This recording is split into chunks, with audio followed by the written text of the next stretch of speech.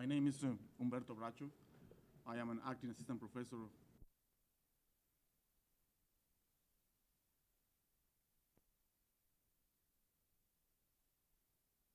the administration and the University of California system is always complaining about not being able to find qualified minorities to fulfill the positions of academic positions in the university. This, as we will see in my case, is not true. They never search for qualified minority applicants, and when they have some around, they actively block their chances to get hired in academic positions.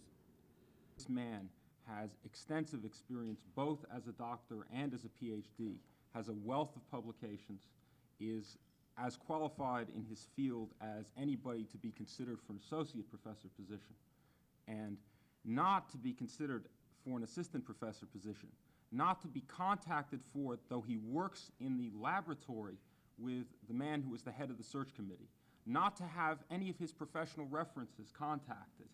All of this in the face of UCLA affirmative action guidelines and the directive of then Vice Chancellor Saxon that a department must contact people in the non-tenure positions in the department to try to extend the pool of minority and women applicants. If that isn't racism, there isn't any racism. In the biology department at UCLA, racist and sexist hiring practices that UCLA administration follows all the time. There are 3 cases in that respect in the last month that follow that pattern. One is ignored because they did not contact my references. I called my reference to see if they were contacted. Have you contacted them and asked them why you didn't get the job? The people in the, yes, I did. And they said that they only took in consideration scientific qualifications. That's why I was not hired. But they did not contact my references. They did not tell me, which is they had to follow the affirmative action guidelines, and they had to contact minority applicants that are in the same department. They did not do that. So I applied because I read the advertising in a journal, and they didn't. Dr. Bracho has been an invaluable asset to not only the minority students in tutoring and recruiting, but he has also tutored and aided other non-minority students in the department. There are some non-minority students right now who are getting out petitions that have taken neurobiology courses from Dr. Bracho because they know that he is an excellent teacher, excellent researcher, and an excellent individual to be around. As far as the qualifications, being a neurobiologist myself, I think I am in a position to evaluate, and Dr. Bracho is at least, if not more qualified than any of the candidates that were chosen for to give interviews. And on the question of if Dr. Bracho, they wanted a developmental neurobiologist for the position. However, that was the rationale that they gave at a later date. However, Hugh Bryan, one of the individuals that was chosen to speak, is not a developmental neurobiologist, and Dr. Bracho, who is presently working on a developmental problem with the search committee chairman, who is the chairman of the neurobiology department. So Dr. Bracho is qualified on all counts for the position of neurobiologist. What do you plan on doing about it? A member of the Committee Against Racism and a friend of Dr. Bracho.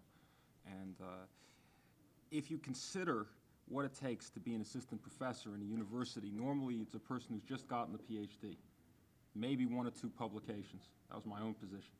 Now, one of the points about it is more blatant than this one. It is very, very doubtful. Not only is Dr. Hugh Bryant, who was one of the other candidates, indicated that he feels that this thing was very unfair. He was very, very surprised to find that Dr. Bracho had applied for the job. But I think nearly anyone who looks into the record seriously cannot but come to the conclusion that this is one of the most blatant cases of racial discrimination in recent history.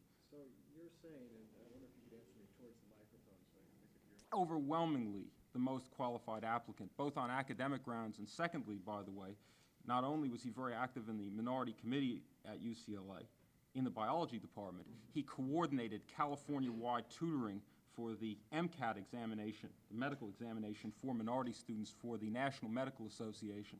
So if you want to take somebody who is genuinely concerned about seeing to it that affirmative action programs and minority students, get a fair chance against the general racism in the university, as well as somebody who is generally concerned about jobs for faculty and so on, and somebody who is very, very qualified, once again, you could not find a more outstanding candidate than Dr. Bracho.